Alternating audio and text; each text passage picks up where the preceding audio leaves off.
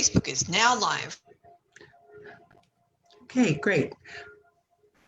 Let's just wait a couple seconds because the church bells around my house are ringing and they're very loud. I'm sure people can hear them. Even though I have the window closed.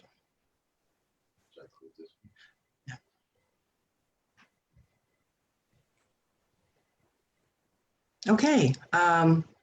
Hi, everyone, and welcome to our Women's History Month webinar with Dr. Ramona Houston. I'm Angela Fobbs, chair of the Global Black Caucus, and I'm here with Ann Hesse, the chair of the Global Women's Caucus, and America Garcia Grewal, the chair of the Global Hispanic Caucus, will join us shortly. She's coming in from Fiji, and she's having a few technical difficulties, but she'll join us in a moment. Today, we're going to hear from Dr. Ramona Houston as part of our DA speaker series. She's a friend, a personal friend of America, and we're so grateful to both of them for arranging this. If you have any questions, please type them in the Q&A box, and after Dr. Houston speaks, then we'll answer some questions. So before we get started, I just wanted to mention we have the Global Black Caucus has a few online events planned for the next couple weeks. We have a GBC Cafe, our GBC Cafe #2, which is sort of like a Socrates Cafe. It gives us a chance to talk with members one-on-one and find out their opinions, and so that we're better able to understand where people are coming from. That's going to be on Tuesday, March 31st at 4 p.m. Central European Time. We have a film screening of the film Suppressed about voter suppression.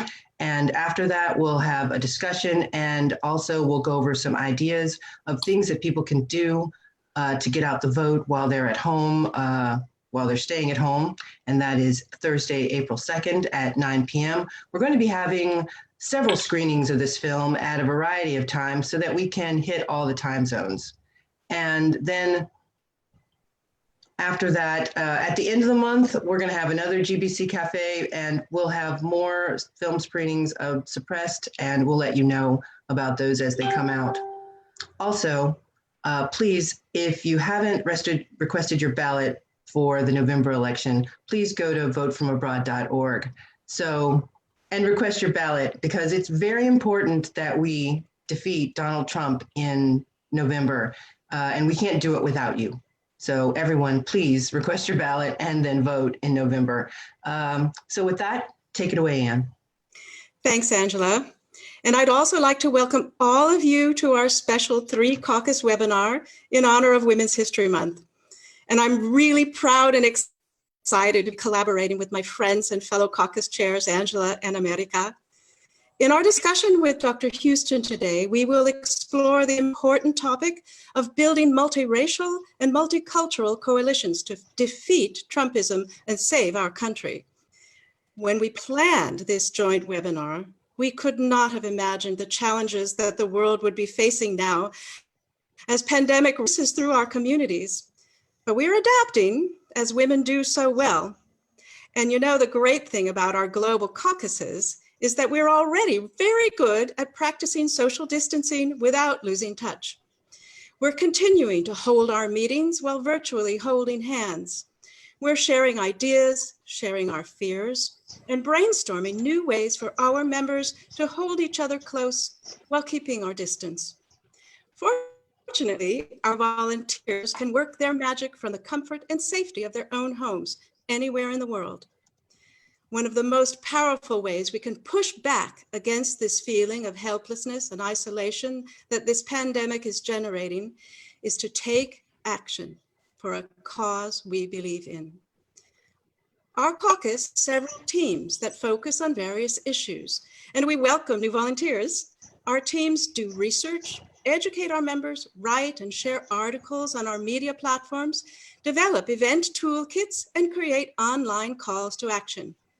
Our teams so far are communications, equal rights amendment, reproductive justice, candidate information, Women and Climate, and the Feminist Literature Book Club. The climate team has prepared a toolkit for all of us to use online to celebrate the 50th anniversary of Earth Day. So please do look online, look on our website for that toolkit, for ideas you can use for yourself. And we would love to have you pitch in on one of our teams. You can drop me a line at womenscaucus@democratsabroad.org, and together we'll find something that suits your skill set, your interests, and your schedule. Now, because we are a political group, we believe that many of the answers to the problems we face right now in this emergency can be found in the world of politics. We believe in the power of good leaders to craft good policies, especially during a pandemic. For this reason, we are still laser focused on the election in November. We're committed to lending our support to women candidates up and down the ballot and mobilize overseas Americans to register and vote in numbers we've never seen before. And that is why I'm so grateful to Dr. Houston, who is willing to share her expertise, her strategy, and her light with us today to help us reach our goal. So now I'd like to introduce our Hispanic Caucus Chair, America Garcia Graywall, who's coming to us from Fiji. She'll tell us a bit about her caucus and introduce our guest. Now, since the internet tends to be a bit shaky in her area, America has provided us with a pre-recorded greeting as a backup. Another woman with a plan for everything. But she will be online with us if she can. So let's see. Good morning, America. Good morning. Good morning. You're mislabeled, but you're here, so that's the best part. Oh dear, I don't know what it says, but okay. So it just says my name because I gave you my link so you could get in. Oh, I see. Okay. Is it my cue as well? Yes. Go ahead. Oh dear.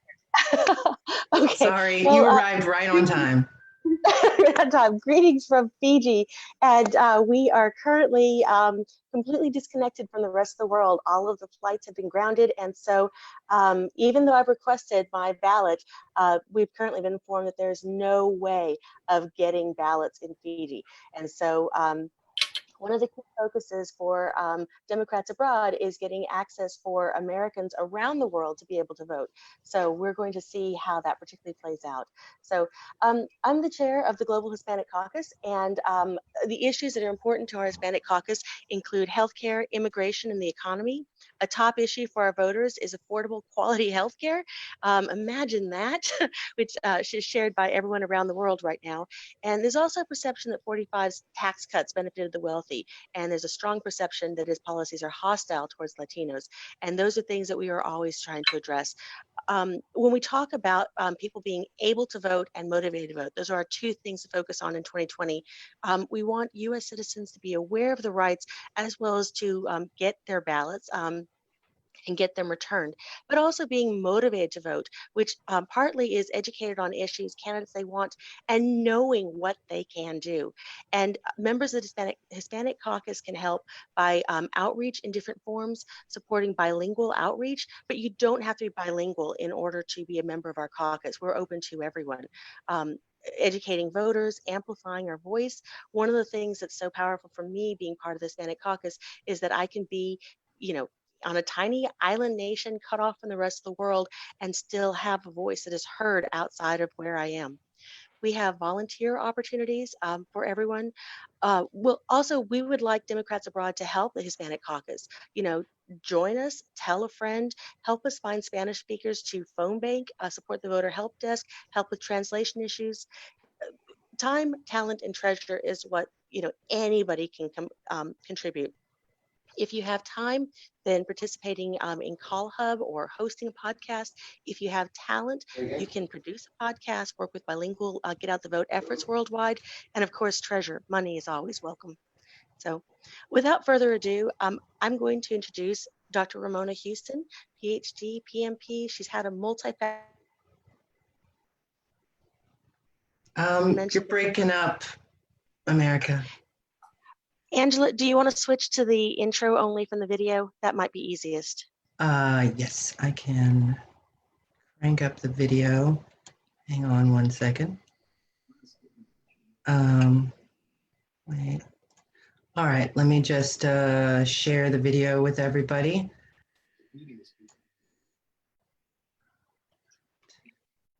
All right.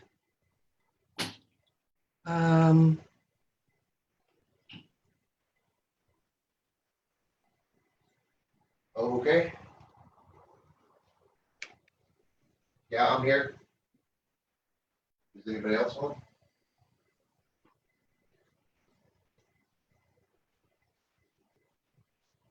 Just Darren.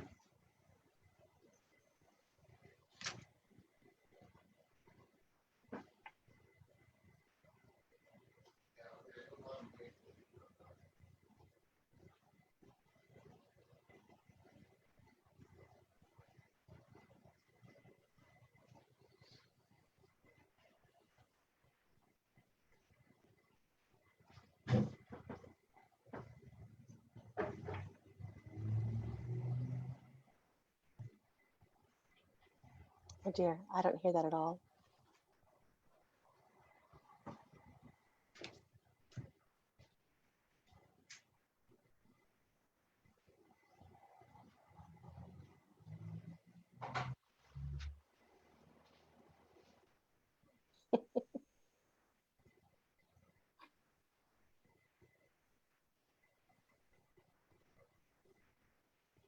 Angela, the sound is not coming through. What did you say? The sound is not coming through on the video at all. Oh, really? Wow. Okay. That's a real good problem. But it sounds like people Wait, can I hear got me it. live. Yeah. All right. Should I start at the beginning or should I go to any specific place in the video? It's only Ramona. The 1 minute is only about Ramona. This video is 4 minutes We can hear that you you. sent me. Off the video. Okay. Let me try just speaking. So Okay. Ramona incorporates scholarship, personal stories, and humor, and engages and inspires her audience. And one of the things that she encourages us to make a positive impact on our communities, the nation, and the world. She'll teach us how to think critically and build on our critical thinking skills that we already have, but also give us tools so we can act strategically in addressing some of the really complex issues our world is facing. So she's amazing, she's awesome, and I'm really, really pleased and proud to be able to have her join.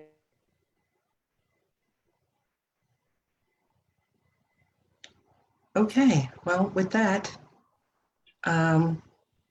let's get on with why you came here. Let's hear from Dr. Ramona Houston. Hi, good afternoon, everyone. Greetings from the United States of America and Atlanta, Georgia. I would like to say thank you to the Democrats abroad, to the Hispanic Caucus, to the Global Black Caucus, and the Women's Caucus for having me as your speaker for Women's History Month. It is indeed my pleasure to be your speaker today. And I hope that the content that I provide your members will expand and enhance your work as Democrats abroad. Before I begin, I would like to express my thoughts of goodwill and compassion to our global society and individuals and families across the world being affected by the coronavirus. I would also like to recognize those numerous nameless servants who are honoring the oaths of their profession despite the risk and are on the front lines of this pandemic. The doctors, the nurses, the technicians, and all the healthcare professionals directly engaging in this challenge. I know that others in the Democrats Abroad Caucus, thank you for all that you are doing to serve and save the lives of others. And lastly, I would like to tell everyone in the sound of my voice, I send you love, health, and peace to you and your loved ones during this challenging moment in our global society. Thank you so much, America, for your warm introduction. America and her family have been family friends since we were children. You can find more information about me at RamonaHouston.com. I am so excited about this lecture because it gives me the opportunity to educate, inspire, and encourage Democrats all over the world to hold to our purpose and continue to impact our nation and world. America and our global society need us. So I'm going to do three things in this webinar. I'm going to give a little short history lecture that puts our current politics in its historical context. In the words of James Baldwin, history is not our past, it is our present. We are history. Secondly, I'm going to propose some solutions to current challenges and what specific constituencies within the Democratic Party can do to solve America's challenge. And then lastly, I am going to present some strategies that Democrats can implement in the upcoming 2020 elections. The whole mission of this lecture is to compel Democrats to be the light and save America and the world. So let's begin this American story in 1619. In 1619, the first Africans arrived on the shores of Virginia. Their arrival marked the beginnings of slavery in North America. It is also a pivotal moment in the development of our country, whose structure stratified privilege and most of all power according to race. It is in the history of slavery that the concept of race and the system of racism evolved. American historians have shown that the status of the first Africans who arrived in Virginia did not hold the status of slave. There was a legal, cultural, social, and violent process that occurred over years in order to create the system of slavery that was based on race. The concept of race was used to dehumanize Africans and thereby justify their exploitation. Europeans accomplished this by using every tool at their disposal: religion, law, science, and culture. Africans were stereotyped as heathens, lazy, evil, ignorant, barbarian, intellectually inferior, and ugly, who needed to be enslaved for their own benefit. It is in this context of slavery that we see the development of the concept of race. First of all, we must acknowledge there is no such thing as race. Race is not real. Race is a social and political construction. Race is used to stratify society and is maintained through coercion and ideology. Slavery is the beginning of the development of the concept of race. However, racist ideology extended beyond enslaved Africans to apply to and affect other groups of people of color who were also stereotyped. Racist ideologies was used to justify the removal and destruction of indigenous people during Manifest Destiny. Racist ideology was used to justify the conquering of Mexicans and taking their land in the Mexican War. Those are just two examples. The idea of race was used to characterize people of color as other, and more importantly, to justify white supremacy and domination. In using the racial ideology to apply to all people of color, white America firmly established the concept of race. But even after the American Civil War and the ending of slavery, when there was an opportunity for America to begin anew, race continued to play a prominent role in shaping a new American power structure. This racial order culminated in the Supreme Court decision Plessy versus Ferguson in 1896, upholding racial segregation and creating what we know as separate but equal. This decision ushered in Jim Crow, and over the next 100+ years of our country, we continued on the course of creating a complex economic, political, and social system based on race that solidified white power and white privilege in every area of American life. So racism is a system of white supremacy and domination. And as a system, racism permeates and affects every area of our life: education, housing, banking, politics and government, law, policy, justice, wealth, health, employment, wages, etc. And because it is interwoven so intricately in our system, you cannot separate race from any aspect of American life. There are numerous studies that show just how the system of racism operates in specific sectors. So if you want to learn more, I provide 2 books you can check out. The New Jim Crow by Michelle Alexander evaluates the American mass incarceration in the United States and exposes the racism of how our criminal justice system works. The Color of Law by Richard Rothstein analyzes the history of housing segregation and discrimination and explains how we created a racially segregated housing system. So those are just 2 books that you can check out. But the major 2 points that I want to make here is that race is a social and political construct. And secondly, that racism is a system that permeates every aspect of American life to ensure white supremacy and domination. Now, understanding of what race and racism is gives rise to the concept of whiteness. It is in this context of racism that whiteness is born. Whiteness is rooted in the history of slavery. Whiteness is not just a social identity. Whiteness is racial power, racial privilege, and racial bias. Whiteness contends that white people belong to a certain group and therefore are entitled to certain rights which others are not worthy. Whiteness is othering other groups of people.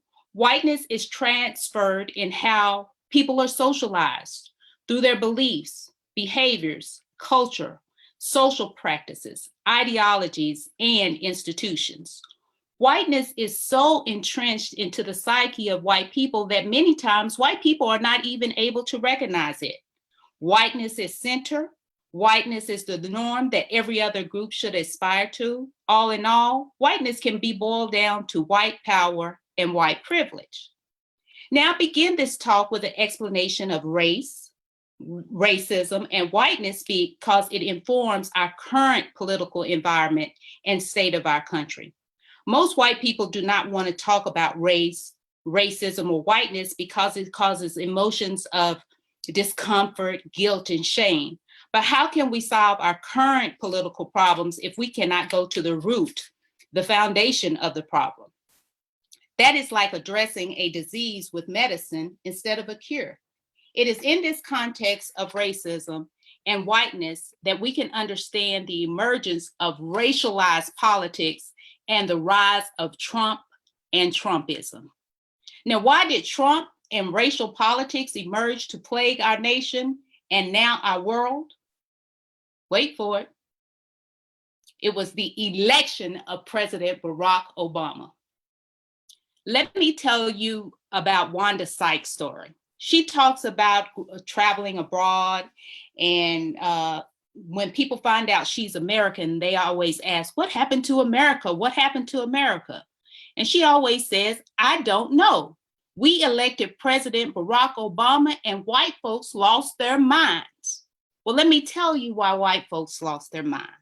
The election of President Barack Obama represented the advancement of Black people and more generally people of color. It challenged white supremacy and white superiority. And more importantly, the election of President Obama had threatened the system. In the midst, whiteness emerged. Whiteness emerged to protect the system and to restore whiteness as supreme, as the center, as the norm. The mere presence of a Black family in the White House represented a Black reality that America dares to imagine, let alone acknowledge.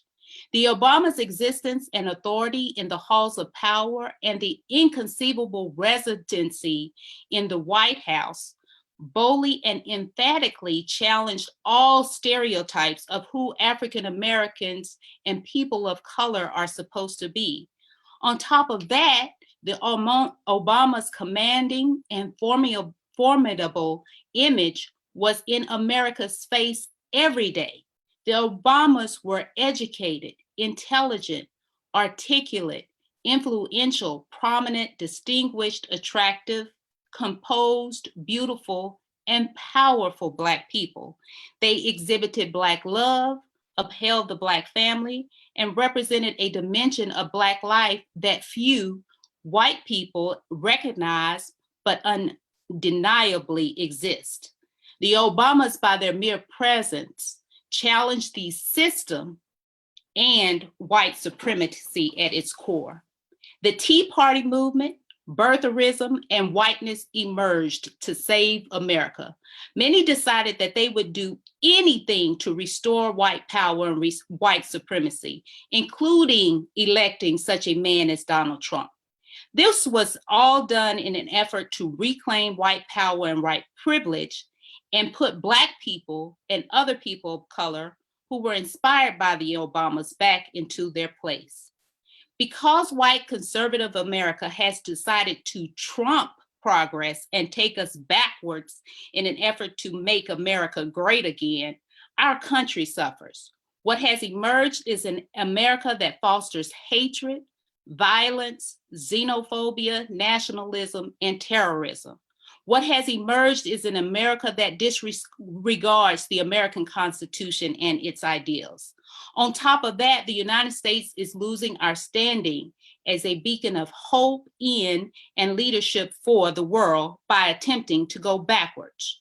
Trump and Trumpism, therefore, not only threatens America, but also threatens the world. But despite children locked in cages, despite immorality and corruption in the White House, despite the weakening of the Department of State, despite the slaughtering of Mexicans, Jews in synagogues, and Black men and women, despite the threat to healthcare, despite voter suppression, despite the rise of hatred, nativism, xenophobia, sexism, and racial terrorism, despite all of this madness, there is hope. And where is the hope? The hope is in the light. In essence, we as Democrats must be the light for America. Now, I must admit, I have to give you a disclaimer. As an educator, I teach from a mental, physical, and spiritual point of view. And I'm using the term light with a capital L, meaning the light of God with the power of God, no matter what God you embrace. In that context, there are multiple meanings of the light. Light is a source of light. Light is the energy that maintains all living beings. So therefore, light is life. Light is knowledge. To enlighten is to give someone greater understanding, insight, and awareness. Therefore, light nullifies ignorance. And light is power. Light is so powerful that it's the only source that can overcome darkness. Darkness cannot eliminate the darkness. Only light can. In fact, no matter how dark a room is, a tiny flicker of light, such as a small match, can illuminate the darkest space. Now, I'm from a small town in Texas called Brownwood, Texas. And my father is always talking about how difficult it is being raised in a small town. He says that every time he grew up in Brownwood as well, and he was saying that every time he was trying to do something in the dark, there was somebody that was there to shine a light on him. And he's saying that he is better for it. So life, knowledge, power, that is light. And we individually and collectively must be the light. It is our light that will defeat dark forces that attempt to destroy democracy in America. We as Democrats need to stop being scared of our light. When we embrace our light, we go beyond our comfort zones and live the political convictions without apology or fear of ostracism and retribution. Most of us are scared of our light. In fact, in the words of Marianne Williamson, our deepest fear is not that we are inadequate. Our deepest fear is that we are more powerful beyond measure. It is our light, not our darkness, that most frightens us. To overcome the various manifestations of darkness, ignorance, immorality, sexism, xenophobia, greed, corruption, and all the darkness that poisons and destroys our nation, we must embrace our light. It is our light, being the light in our families, in our networks, and in our spheres of influence that will dismantle Trumpism and harness our power as Democrats to win the 2020 elections locally and nationally. So through our light, each of us has power. So first of all, we as Americans have the power through our light individually and collectively to dismantle Trumpism. We do this by being anti-racist and challenging whiteness. Racism and whiteness is at the root of Trumpism. And we as Americans have to not only recognize this, but we have to decide that we shall address racism and whiteness in our daily lives. We have to call out our family and friends for their unacceptable behavior and talk. Michael Moore always talks about having candid conversations with our families. We have to chip away practices and policies within our organizations and institutions that support racism and whiteness. We have to use our power and influence as leaders to make decisions, many times which are considered controversial, to foster progress, equality, and justice. Yes, to shine our light at times is uncomfortable, but if America is going to dismantle Trumpism and keep America moving forward, we have to get comfortable with being uncomfortable. So let's look at specific constituencies within the Democratic Party. To African Americans, Latinos, we also have to be the light. I'm a big advocate for African American and Latinx communities working together to advance social change and social justice. And there's a reason why I choose to use the term Black and brown power. Politics, like money, is power. Politics is not an exercise in futility. Politics is power, and it is time for Black and brown people to stop being reactive and active upon. African Americans and Latinx communities should no longer approach politics from an uninformed, weak, and faint-hearted frame of mind. We have to elevate our minds, attitudes, and behaviors toward politics and begin to operate in politics from a position of power. Moreover, embracing our power is now critical to our survival. Trump and Trumpism is a clear and present danger to our existence as people of color in America. And beyond that, it is a danger to people of color throughout the world. And then we need women to embrace our power. To women of color, we must continue to be the light in our families and communities. However, we have to do more. We have to increase our engagement in local elections. As you know, all politics is local, and our light is needed on local levels. And we also need to magnify our voice by sitting at the table. We need to begin identifying women of color to run for office and support them, and stop taking a backseat to men and embrace our powers as leaders. And white women specifically, we white women need to embrace our light. Now, we know that despite everything we knew about Trump prior to his election, his attitudes toward and treatment of women, his statements about, as well as beliefs and actions toward people of color, his immoral and unethical behavior, his unscrupulous and shady business practices, his dishonest character, and his lack of civility, and so on, 53% of white women voted on Trump.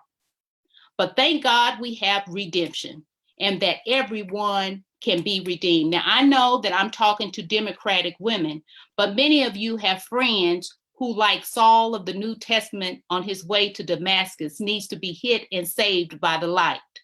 There are many theories about why white women voted on Trump.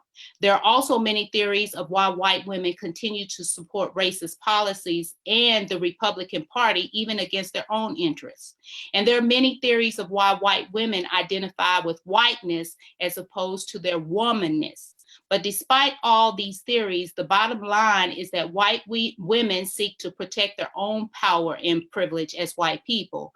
And when it comes to white women, whiteness also seems to trump any other identities and interests. And so since they have been socialized to embrace their whiteness, white women's racism is deep-seated. But despite this fact, Democrats still have to work on reaching the demographic of white women. But I believe that this work needs to be done through white women shining their light on other white women. Instead of people of color trying to spend our time trying to figure out how to change white people, white women must save white women. White women are the only ones who have the ability to reach other white women by candidly discussing racism, whiteness, and politics within their circles. Democrats, let us not lose hope or grow faint when it comes to white women. They just need some light. White women are undeniably important to America and its future, so we must do what we can to bring them into the light. My speaking specifically to Black and brown people, women of color, and white women is by no means in an attempt to exclude anyone.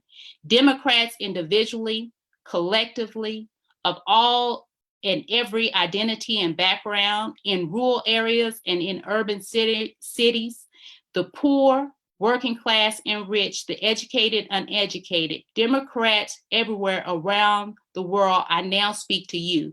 Democrats, our party truly reflects America, who America is and now and who it is becoming.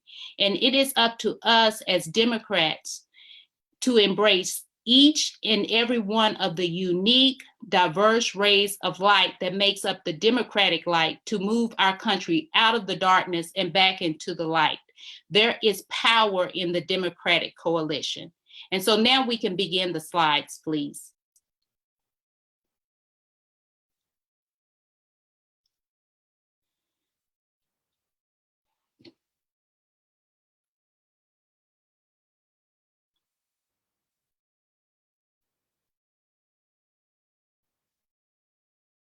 So you can go to the next one. So the strategy recommendations that I have for the Democrats are moving forward are as follows.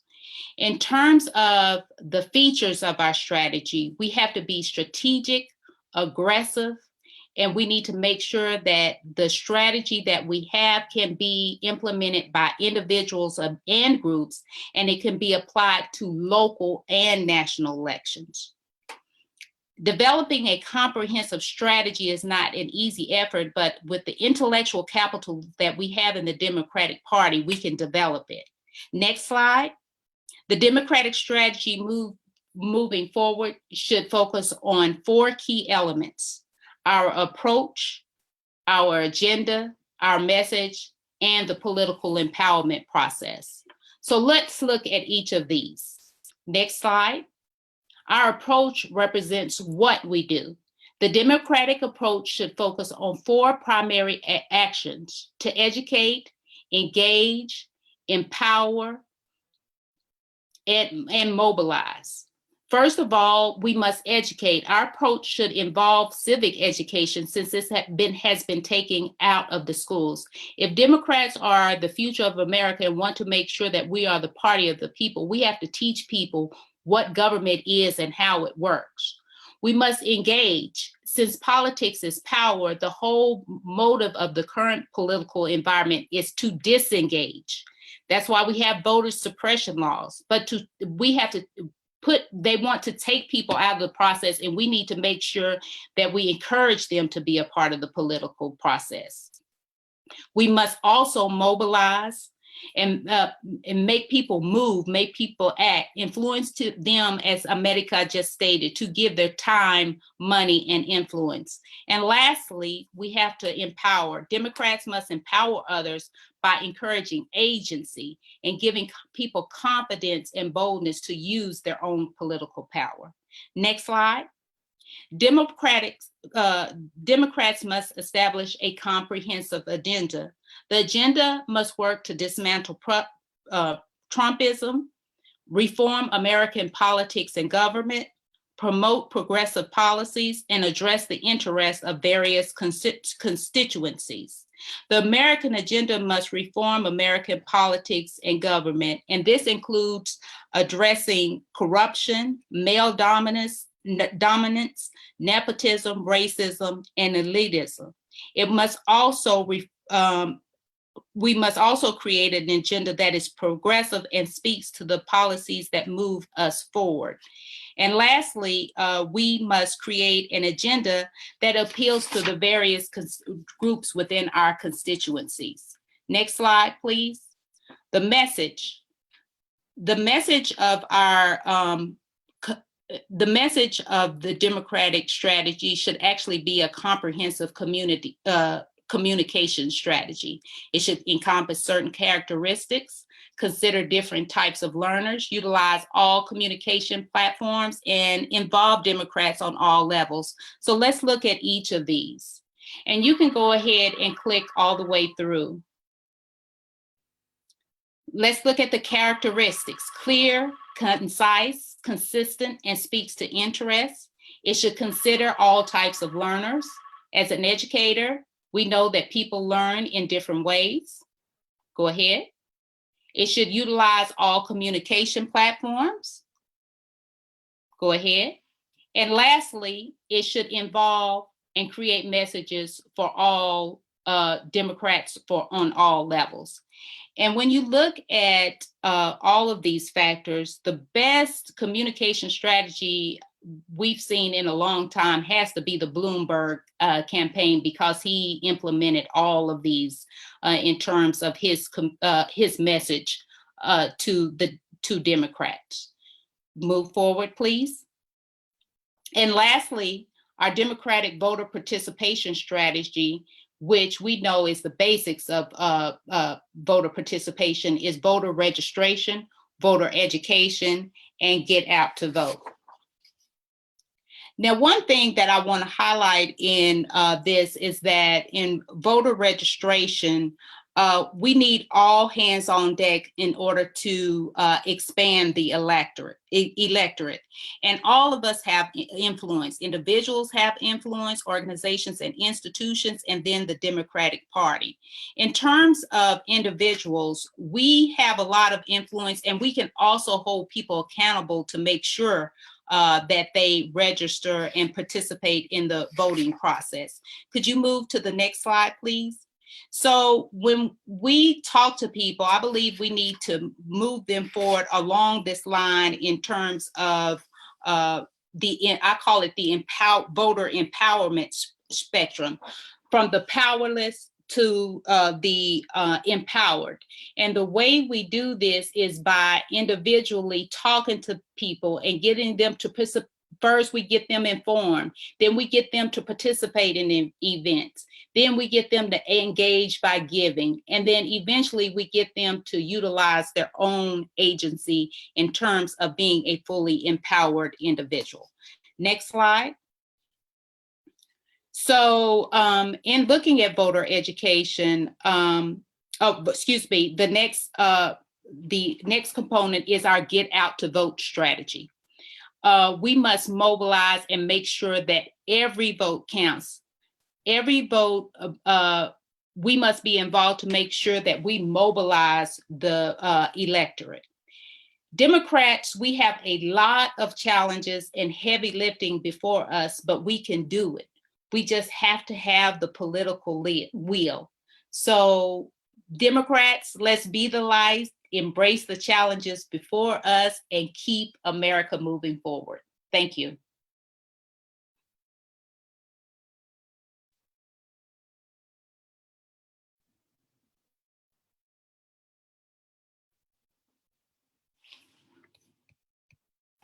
Okay. I am now open to questions. Great. Glad to see you. Let's see. We have let me just get rid of this. I have too many things on my screen. Anne, do you want to ask the first question? Thank you very much, Ramona, for your talk. If you have any questions, please put them in the Q&A box That would be great. And we'll start off with Anne as a question. Okay. Thank you, Ramona. And I have a basic question here. Since we do not live in the US, what specifically do you recommend that Democrats living abroad should be doing to advance America forward?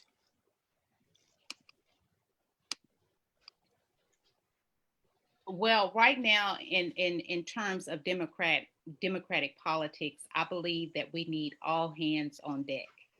And so what that means is Democrats abroad, we need to do everything to make sure that people within our networks, with our family, with our friends, our colleagues, both domestic and abroad, are engaged in the political process, that they register to vote and that they vote. As you probably know, living as a Democrat abroad, there are probably a lot of people who are not engaged in American politics because they think that it doesn't affect them. And then you probably have people at home who are not engaged just because of apathy or what have you. So if we can use our power as Democrats abroad to engage both people who live in the country and outside of the country, and make sure that all hands are on deck, to make sure that we get as many people as we can engaged in the upcoming elections. Thank you. That's very America, are you still there? Would you like to ask the next question? Yes, I'm still here, and hopefully this will show up. So, Ramona, this is a tough question. I'm asking you to look into the future a bit, but the groups that are going to be the most heavily impacted by COVID are communities without healthcare and those who can't work from home but have to go into their workplace. Disproportionately, we know this is going to be our communities of color. I look at the bills that are trying to move through Congress, and I see a mad power grab and grab for money. And it's hard to stay on top of things when you're dealing with so much, in addition to, having income shortages and such. How do we hold on to this anger? How do we channel the fear that we're feeling and turn it into change? We must decouple healthcare from employment. We must provide a social safety net. But how do we do that with such split attention? Thank you. Well, America, we've always been workers throughout American history, and we've always found the time and the political will to make change. And so, no, it's not an easy process, but we have to be engaged, and we have to encourage the people around us to be engaged. There's no easy answer for that. We know all of us are threatened with our health, we're threatened with our work and income, but we just have to have the political will. I have a question from our Q&A box from Whitney Banya Becker. She says, I was recently helping my sister campaign for Lorena Garcia in the US Senate in Colorado, trying to unseat Cory Gardner.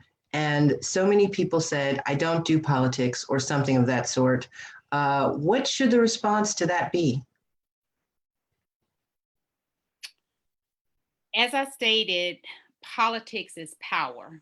And so we have to begin to explain to people in terms that they can understand what power is and relate it to their own individual lives and their own individual interests. So therefore, there's no one answer that goes for everybody. The way you talk to your a person on the campaign trail is going to be different from the way you talk to your family.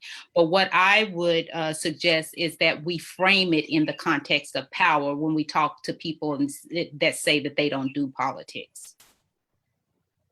Okay, I have another question from Adrian George in Sweden. She says, a lot of us live in white supremacist countries, and many think 45 is weird and they don't understand racism.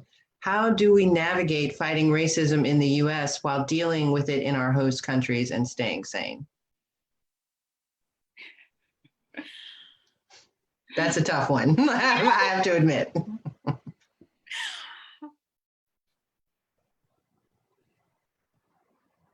you know, it's hard when you talk about staying sane. You know, when I discussed how interwoven racism is throughout our system in America, many people feel uncomfortable calling out people on a daily basis because you would have to, right?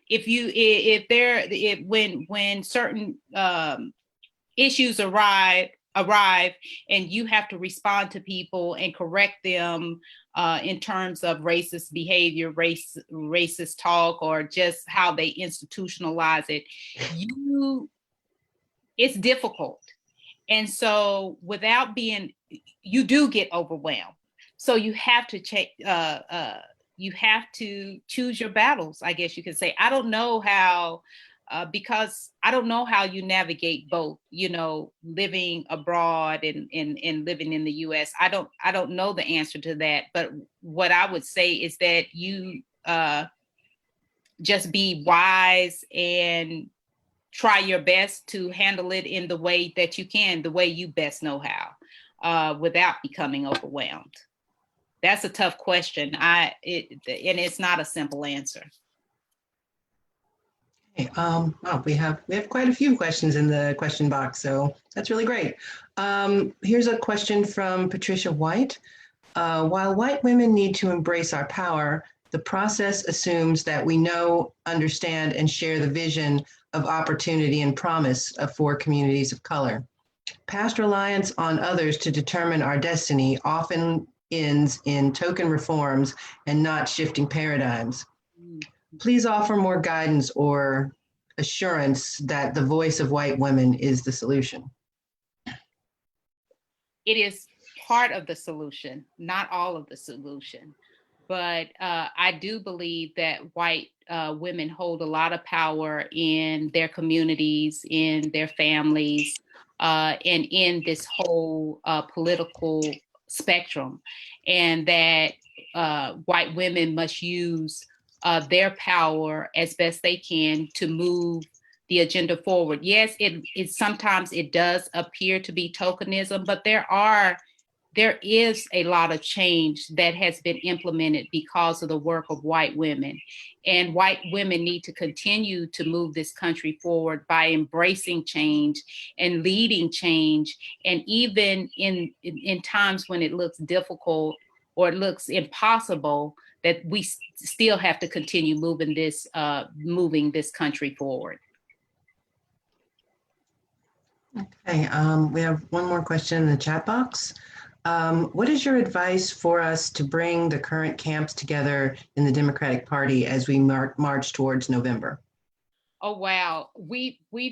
I think one of the ways we can bring us together is through our messaging. We have a lot of different messaging out there, and it's not really concise, it's not really consistent.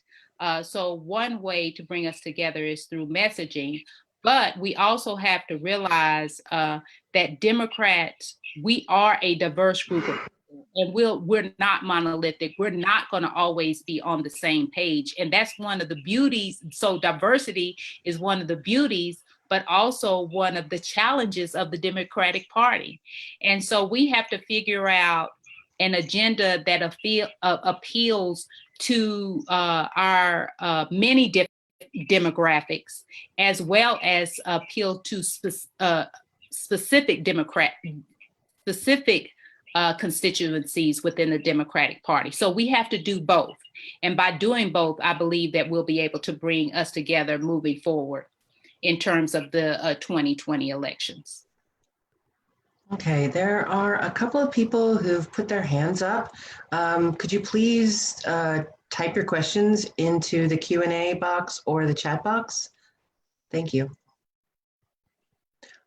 We have some other questions. Anne, would you like to ask, or America, would you like to ask one of the questions that we received earlier?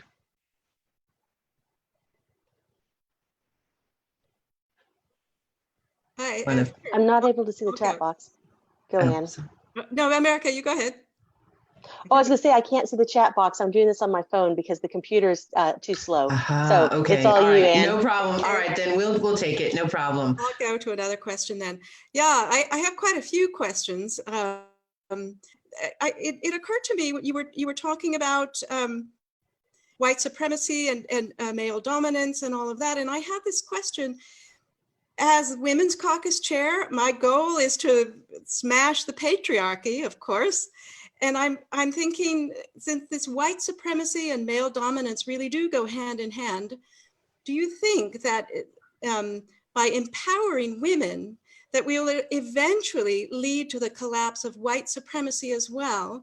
Or are these two completely different aspects that we have to attack separately? It seems to me that knocking down one is chipping at the other. What do you think? Yes, a lot of historians have written about that, and the suppression of people of color, racism, is intricately tied to the suppression of women. And so both are intertwined. And so if you do chip away one, you do chip away the other. And so by empowering women, you also are able to deal with racism and vice versa. There are a lot of historians who have written about that. So yes, you are indeed correct. If I could ask, I feel that you're correct that so many white women went for Trump, but I'm wondering if you think it's because they believed in Trump or they're terrified of their own men because they don't have the power that you were talking about. Well, are the men going into the ballot box with them? No. So they don't know who they voted on. Yeah. So I do believe, personally, I believe that the white women were embracing their whiteness, and there is something they get from their men being powerful, right? And so I don't believe that it was just because they're afraid of their men, because their men don't know what they did when they walked into the booth. Yeah. That's my answer to that question. But the other thing is that, historians have also written a lot about this whole movement that when there is Black advancement, there's always a vitriol reaction by white people to Black advancement. And many times it's white women who have a problem with that. And that has been written about, when you look post-Civil War and Black men getting the right to vote, when you look at the Civil Rights Movement and Black people advancing, and that and the white women had some challenges to that. So there's always been that there. So that's not something new to this current environment that we're in. But I still believe that it is part of their whiteness and not necessarily their fear of white men. Okay, interesting. Well, we're working on it from our side. Yes. Caucus. Do you have any tips for us? We'd appreciate it. Oh, the work that you're doing. I mean, this is nice that you all are having the Global Black Caucus and the Hispanic Caucus and working together to provide a webinar. I would argue that the conversation that I had today is often had in the African American and Latinx communities, and that a lot of times white people aren't in those conversations. And so by doing this type of webinar where you candidly talk about race and racism and whiteness among different groups of people, then you are advancing that work, because this is a conversation most people don't want to have. Okay, we have a few more questions in the chat box, in the Q&A box. Under your voter, this is from Beverly Sabach in Germany, and under your voter participation strategy, you listed voter education. What method or methods would you recommend? Yes, I can give you a few. I skipped over that part because of time. I was trying not to go too far, so I can give you a few strategies that I did have. In terms of voter education, I think that the role of, well, I have it divided into three things: the individual, the organization, and the party. In terms of the party, I think the party needs to be really, really focused on providing civic education, because civics has been taken out of the school. The lack of civic education keeps people ignorant. It keeps people powerless. And most of all, it keeps power concentrated in the hands of the few, So the party needs to be involved with voter education, but also it needs to be involved in disseminating information to the public about the Democratic agenda, as well as information about our candidates.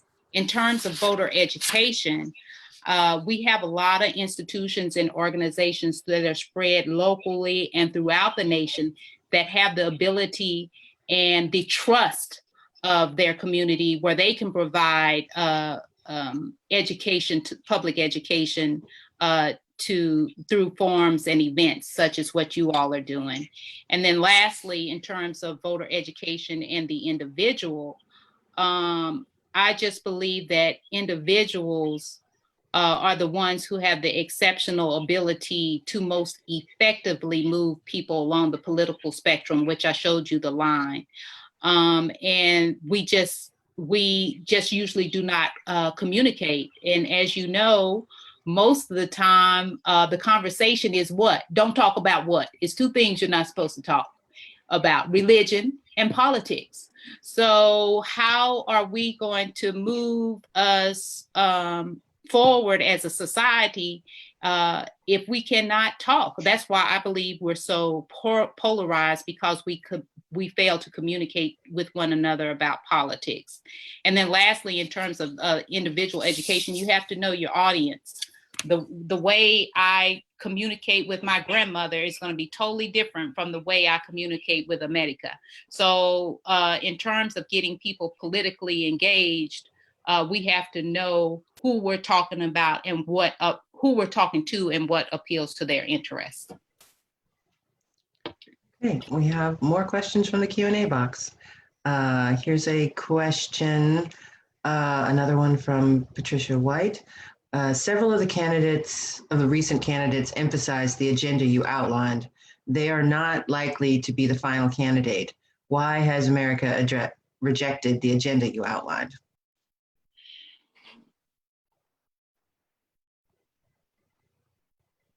No? Wait, am I muted? No, you're not. Okay, all right. I'm in a loss for words. I just don't. I don't know. I don't know. In terms of presidential politics, I just don't know. Like there were some progressive candidates in our midst, and it didn't happen. And I'm still trying to figure it out. I'm trying to figure out why certain people didn't catch on. You know, like there are certain people from the beginning that I thought were going to be some of the finalists that were not. And as you know, we had a very, very diverse group. This is the group that's been the most diverse in American history, right? And you would think that that one of them would be the finalist, a woman, a person of color, you know, one of the finalists, not necessarily the finalist, but we still ended up with two older white men. And why that is, I can't, I've thought about that, and I can't quite put my finger on it, because many of those candidates had those progressive ideas and reformist ideas, and they didn't last. Yeah, that's true. Yeah, that's very true. And I actually think that people are, what happened with Hillary Clinton just made people afraid to try something that wasn't a man. That's a theory out there. That is a theory, but Secretary Clinton had a lot of other issues that came with her. The Republican Party really did a character assassination on her, and it was very sophisticated. And there were so many other things beyond her just being a woman, because if you really look at it, she really didn't say, I'm going to be the first. I mean, she really wasn't out there like that. So I'm not, that wasn't an identity that she totally, totally tried to promote. So I'm not quite sure. I think you're right about that theory that people are afraid to take risks. And another thing is, which I do want to mention beyond the fact that people don't want to take risks, is the fact that people, particularly people of color, particularly Black people, and the Latinx community, we want to ensure that Trump is defeated. So who is the candidate that is going to defeat him? We don't care what their politics are, because for the most part, the Democratic nominees are not they're not too far apart on most of the issues, really. Not really, but we want to ensure that we get a safe candidate that can beat Trump. And so that might be one of the reasons why we didn't go for take any risks. Okay. Wow, we really have. Thanks everybody for all your great questions. That's awesome. Here's a question from Aaron. I know last name, don't know where he's from. Some Trumpist white women are married to men who don't support Trump. Kellyanne Conway being the first example to come to mind.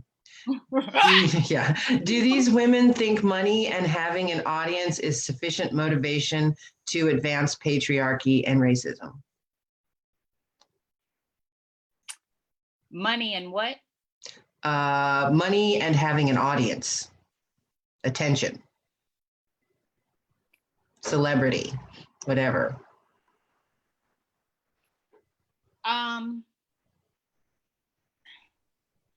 I just think that whiteness is so entrenched in some white women that I think it's more about power and supremacy, no matter where their husbands stand. I think with Kellyanne, I think it's some other issues that go along with her, because she's in a position of power. She's in the White House. So she's a separate case compared to other white women.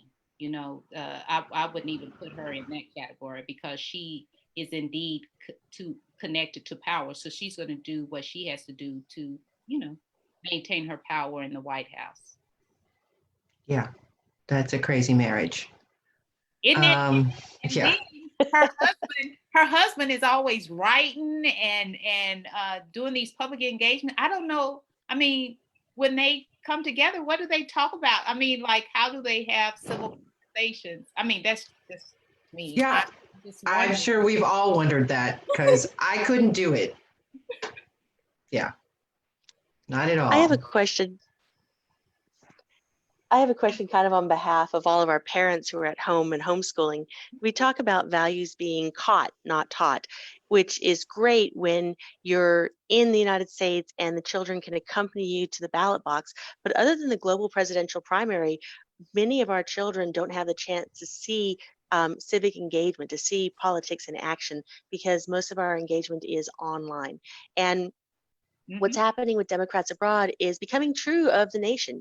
We have people all around the world who are, engaging with the glowing screen on top of their desk or the rectangle in their hands. And so while they may be doing a lot for their community, they may be doing a lot in the outer world, it's not something that, our children that are seeing. They're not seeing it in action. So as an educator, knowing some of the gaps between the civic engagement that students are receiving in the classroom and when they go to do something in the community, in the outside world, what do you recommend? What are some steps we need to take for our next generation to educate them, but also to engage them? Yes, we live in we're evolving to be totally digital, right? When it comes to voting and how we, the future is moving to that. We're moving toward that. But civic engagement involves social responsibility, right? Serving in your community, being leaders in organizations, uh, being a volunteer, being a philanthropist, right? And so I think that parents, we need to engage our young people in that process, our children in that process. We can take our young people when we volunteer, right? We can take them when we're serving on these boards and in leadership capacities. Why not take my child to PTA? I never, when I was in elementary school in Brownwood, Texas, I remember going to PTA meetings with my parents, and my the kids would always come up to me and say, "My God, your father's a PTA president." And that was a women's only kind of field, right? But my father was very much about not having these gendered roles. Okay, and that men could also be a part of their children's family, but be a part of their children's education. So I think that by taking our children to the places where we serve, taking them to organizations, taking them to meetings, and also showing them, hey, I'm writing a check to such and such organization because I believe in their work, and teaching them about philanthropy. So we can do that. We can do civic engagement beyond just voting. When we do vote, we need to show them how we voted, what the ballot process is, what we're moving. We still can do that because I do believe we're going to move toward electronic voting.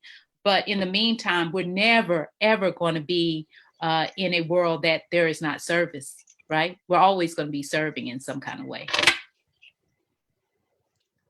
Okay, there were really a lot of questions. It's really great. So this is a question from Deandra Anderson. What recommendations do you have to engage youth and youth of color, domestic and abroad, to participate in political discussion?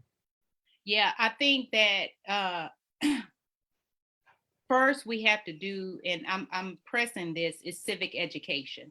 Most people, I read recently where most people can't even name the 3 branches of government.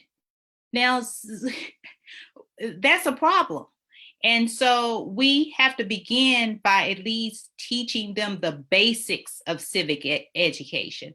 Then we can move forward, and I guess some people, I might disagree with myself on this, then move. I think we really need to talk about politics in terms of power and how politics affects every area of your life. Politics affects what you can do with your body, right? We know that as women. Politics affects who you're going to marry. We know that in terms of the LGBTQI community.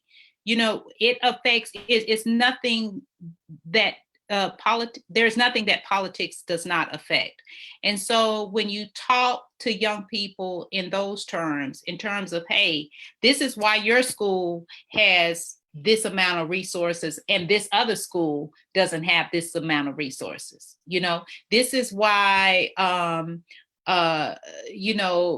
people who are disproportionately affected by the criminal justice system, this is why this person got 10 years and the person doing this same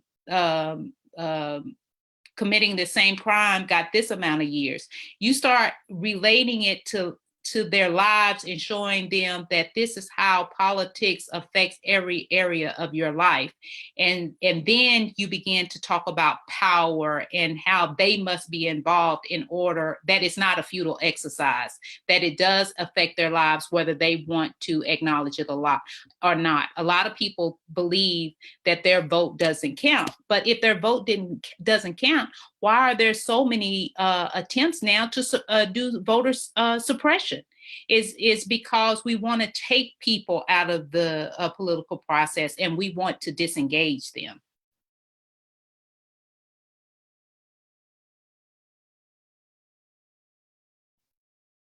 We can't hear you. Sorry about that. I had to mute myself for a second. I'm sharing the room, my room with my husband who's working at home. We have another question from Christina Sovsgaard from Norway. If the election and popularity of the Trumps is a backlash due to the premise that Obama was elected and that he and his family were an outstanding example of excellent citizenship, are we not compelled to point this important truth out?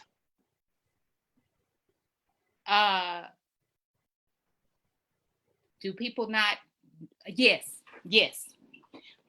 My assumption is that, my assumption is that people know that. You know, even though I say this, and I mean, Black people have this conversation all the time, right? That's why it's so important to have these conversations. So, you know, a diverse group of people could be involved. You know, with talking about Wanda Sykes, she was just on this show saying that she was like, I don't know what happened.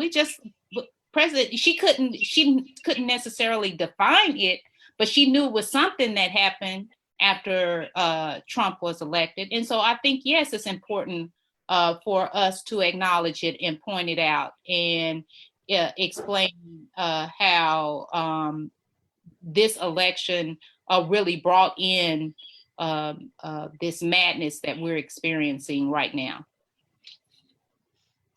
Okay.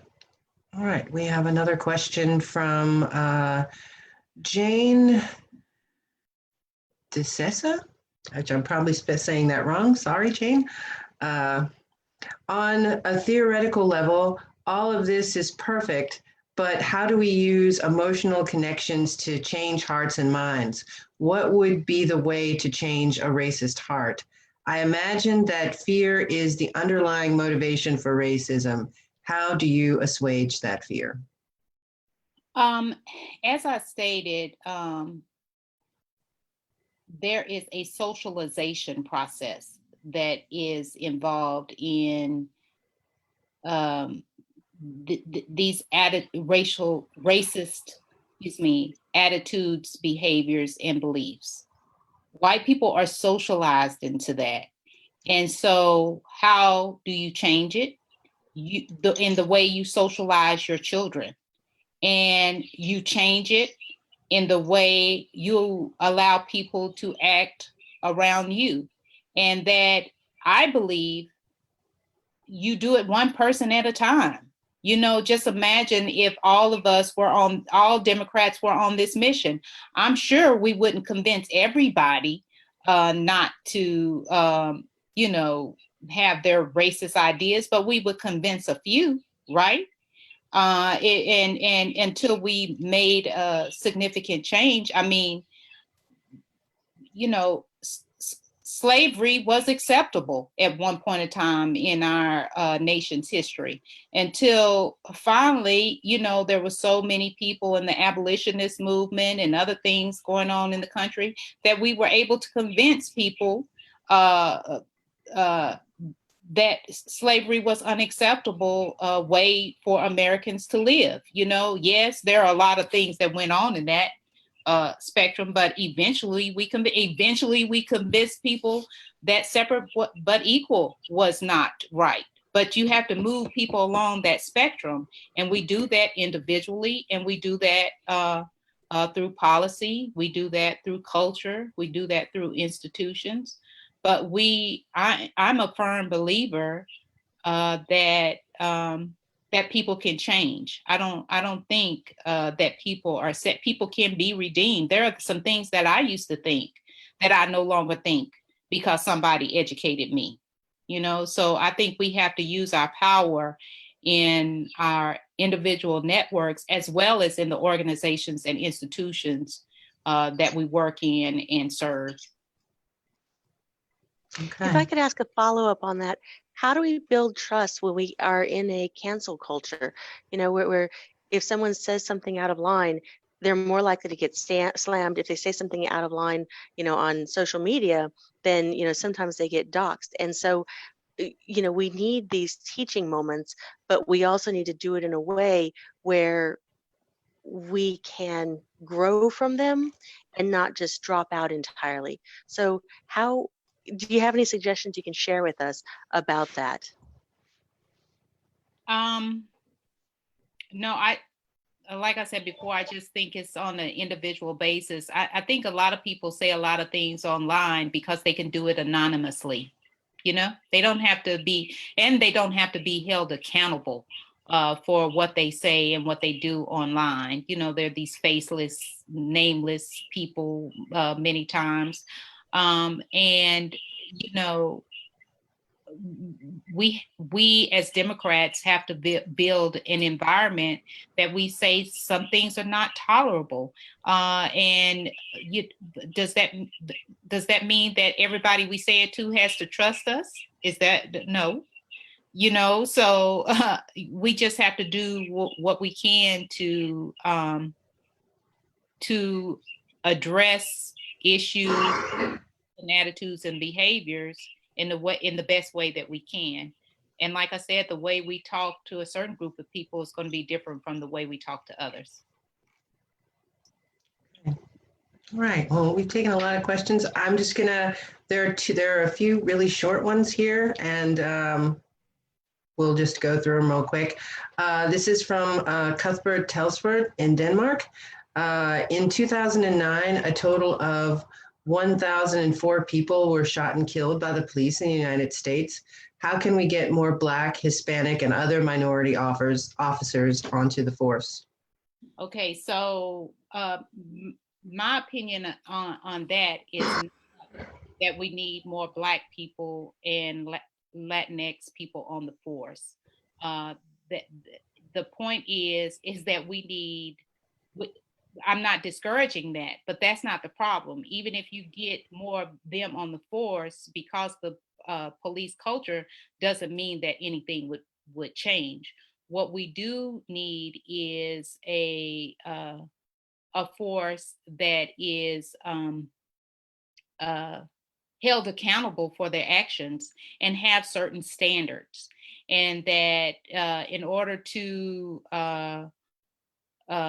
create that, we have to have some certain types of policies and procedures in place and hold people accountable. It's the culture of the police force that creates many of the problems that we have. And I do know, and I can't, I apologize, I can't give everything specifically, but I do know the Obama administration was working to deal with issues within the police force. They had, and I think it might have been dismantled by the Trump administration, but there was an effort to deal with police, the police culture. And I think that as Democrats, that's something that we need to revisit because we have to have trust with our police.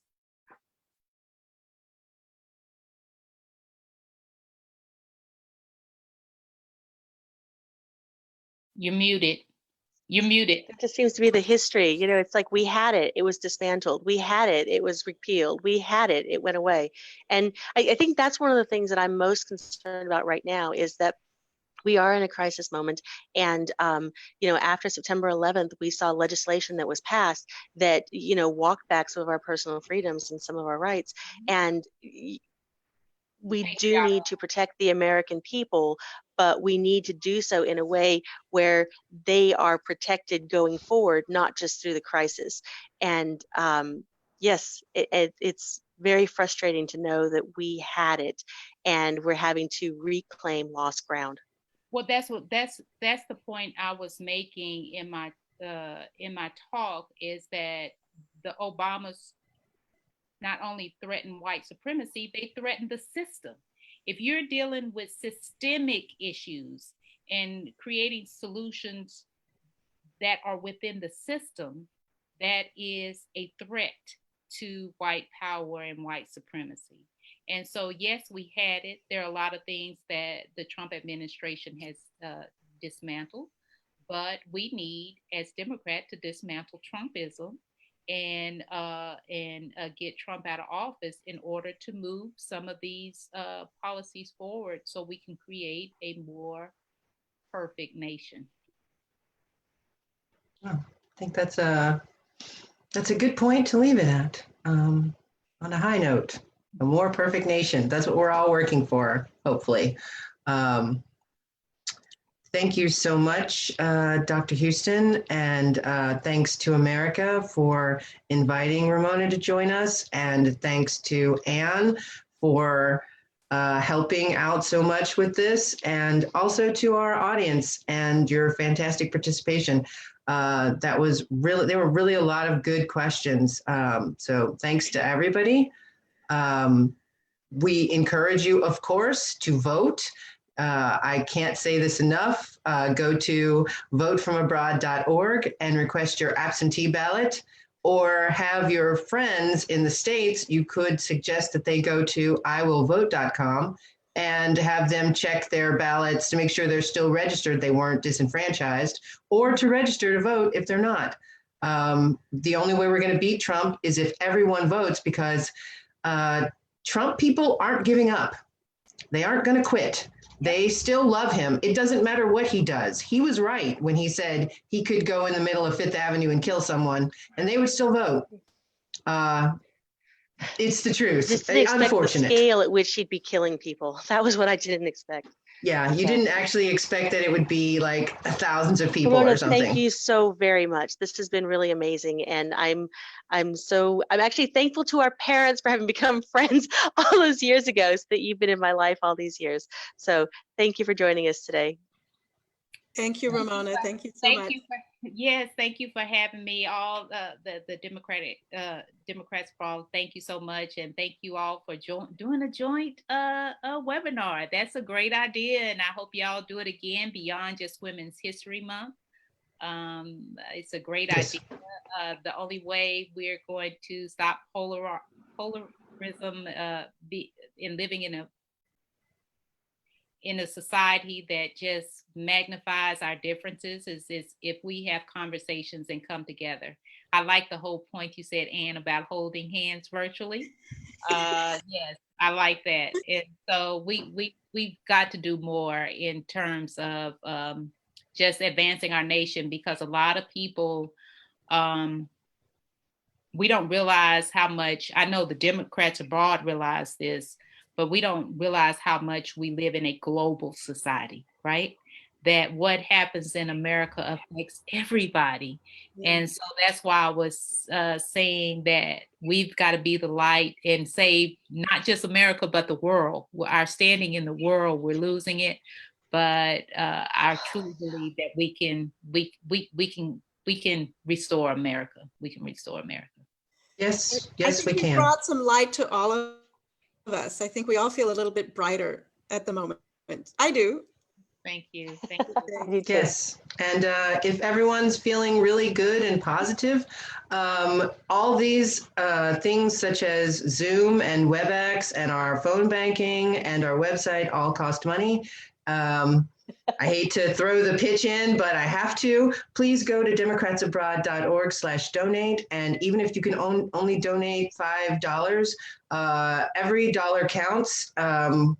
And we need, especially at this time when we've got to do most of our stuff online, any amount of money that you can give would be greatly appreciated.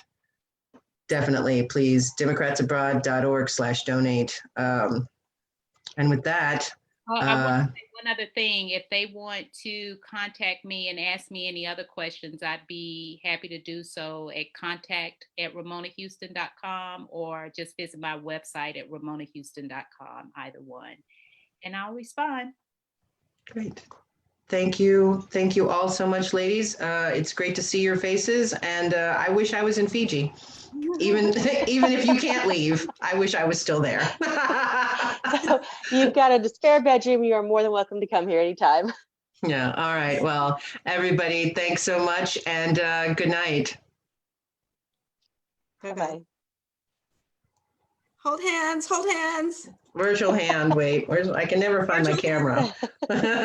We all love each other. Thank you, everybody, and have a great week. And please check out our other events that are coming up.